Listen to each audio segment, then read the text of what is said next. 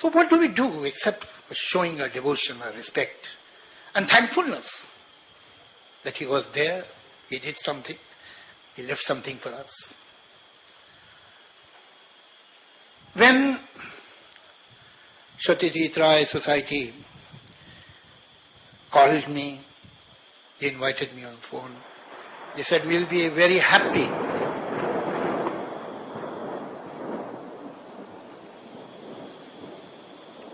if you could come. Will you be able to come? I said, I'll tell you later. First of all, let me get over the terror that you have created in mine. I'm too scared to say yes or no. And certain memories evoke in my mind. When and how I heard this name for the first time in my life. When did I see his first film? I was in Bhopal, in pre-university. That time, there used to be 3 years degree course, a pre-university in 3 years. I met a boy. His name was Anil. I don't remember his surname. Maybe it was Gupta or Agarwal. At that age, surnames are not very important. He was an unusual boy. Although he was perhaps 16 years old, he had made a film society. He used to write letters to Mr. Ray. In that film society, I saw Pathor Panchali. And this boy was an unusual person.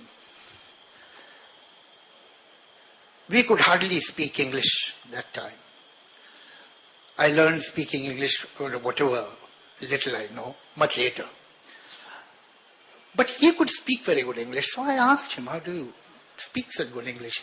He told me that I take 2 words from the dictionary every day, write 1 page where I use these words, and next day I see to it that when I talk, I use these words in my conversation. That is how I keep on increasing my vocabulary. I thought it's a very good idea, and I must also do it. I'm still thinking. This boy used to write letters to Mr. Ray. And ultimately, he invited him for a shooting. So from Bhopal, all the way from Bhopal, he went for the shooting of Kanchenjunga. And perhaps he was there for a few days. And he came back and told us the stories. And he told me about, where is he? Okay, about you also, Shandeep sir. He said that he was very young and you were at that shooting and you had a camera. And Sylvia Norris was there on the shooting of Kanchenjunga. This was this Pathor Panchali which, thanks to this unusual boy, I could see. I had not seen anything of that kind. Thankfully, I was born in a family where I was exposed to literature. By the time I was 13 or 14, I had read Gorky or Chekhov. So perhaps I had some IQ to appreciate and understand it, if not totally, to some extent. Then after a little while, I got an opportunity to see Apur Sansar. I saw Aparajito much later. We came, after my college, I came to film industry, kept working there. And one day, we had written a film like Sholay and Diwar or all that. There was a film festival in Bombay. And I entered the foyer of a theatre, and lo and behold, I saw him standing there. I was looking at him with awe.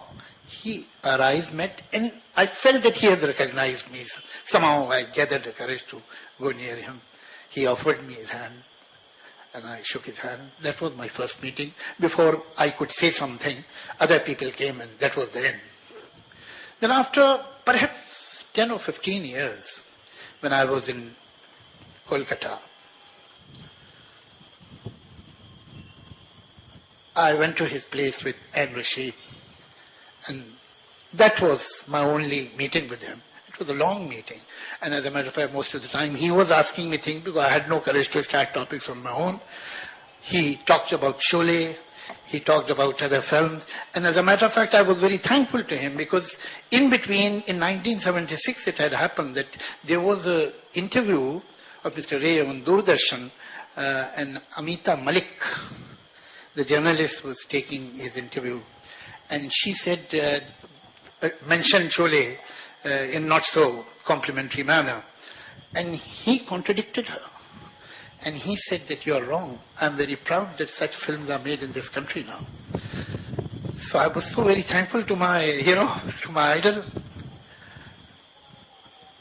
That was my personal interaction with him. Now, I'm in a very strange situation.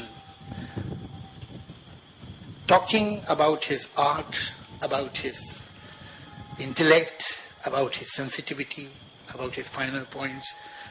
In all honesty, I find myself incompetent, too humble. And particularly here, it will be like bringing coal to Kolkata.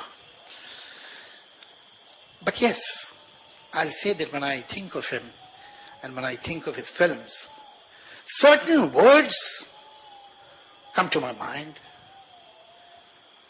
That is how I describe his work, his art, to myself.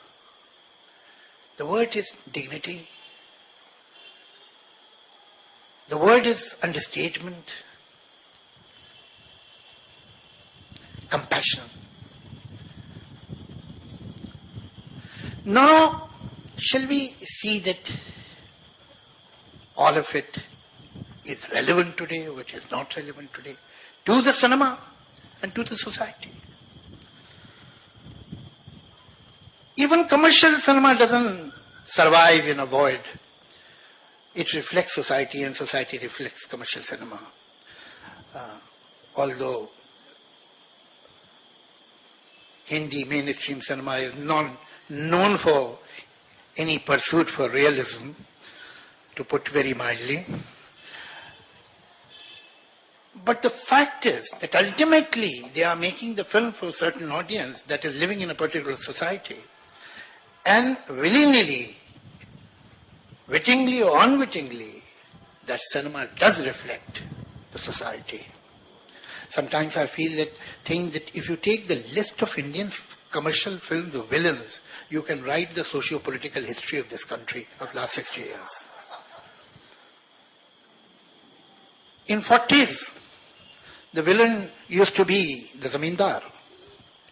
In 50s, the villain became the capitalist, the industrialist, the mill owner. In 60s, the villain was the underworld man of the urban society. In 70s, that underworld person of the civil society became the hero. In 90s, 80s, you see, the politician became the villain. In late 90s, the Pakistani intruder was the villain, the terrorist. Now we are totally deprived of villains. We have exhausted all our villains. So,